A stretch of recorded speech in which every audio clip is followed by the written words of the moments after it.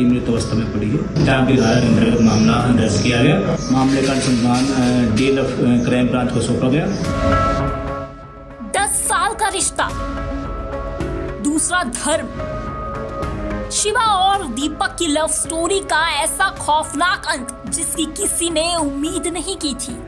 हंसता खिलखिलाता कपल जिसने प्यार और नफरत की सीमा को पार कर दिया। ओयो होटल आजकल कपल की पहली पसंद बनते जा रहे हैं, जहां अपने प्रेमी संग आकर लोग पर्सनल टाइम बिताया करते हैं। ऐसा ही एक कपल था हरियाणा के फरीदाबाद शहर में भी, जो अक्सर एक दूसरे से मिला करता था।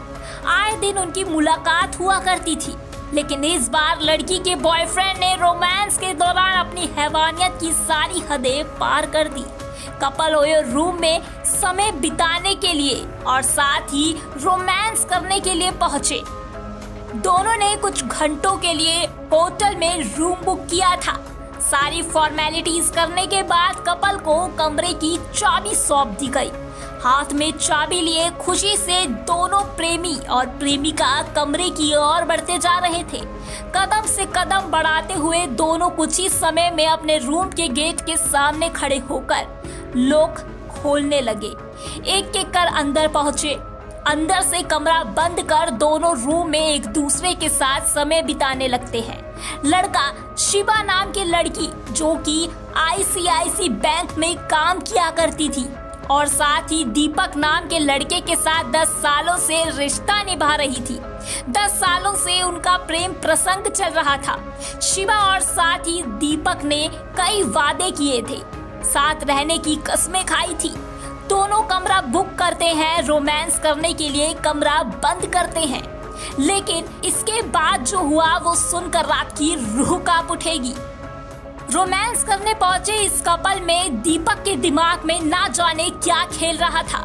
अपनी गर्लफ्रेंड के साथ ओयो में आया दीपक इस हद तक जा सकता था कि उसकी शायद उम्मीद शिवा को भी नहीं थी।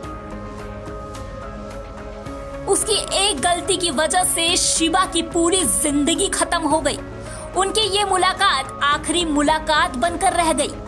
ये किसी ने नहीं सोचा था कि जिस लड़के के पीछे शिवा इतनी ज्यादा पागल है वो ही उसे ये दिन दिखाएगा। होटल का दरवाजा खोलते ही सभी के पैरों तले जमीन खिसक गई। हर कोई दंग रह गया, क्योंकि जो लड़की यहाँ कुछ समय पहले अपने बॉयफ्रेंड के साथ आई थी वो इस तरह पड़ी मिली कि किसी को इसकी उम्मीद न थी। लड़की का संदिग्ध हालत में शव मिला। ये देखकर सब घबराए लोगों ने पुलिस को फोन किया। जैसे ही पुलिस को सूचना मिली तो पुलिस ने दीपक को गिरफ्तार कर लिया। पुलिस ने जैसे ही छानबीन शुरू की वैसे ही सच सामने आ गया, जिसे सुनकर हर कोई चौंक गया। शिवा की हत्या हुई थी और ये हत्या करने वाला कोई और नहीं बल्कि वही लड़का था जिसे अपना जीवन साथी बनाने के सपने शिवा बुना करती थी। लेकिन इस कलयुगी राक्षस ने आखिर क्यों शिवा की हत्या की थी, ये पूछताछ के बाद पुलिस ने पता लगाया। दीपक ने कुछ ऐसा कहा जिसे सुनकर आपके होश उड़ जाएंगे। उसने कहा, हत्या करना मेरी मजबूरी थी। शिवा और वो 10 सालों से साथ रह रहे थे।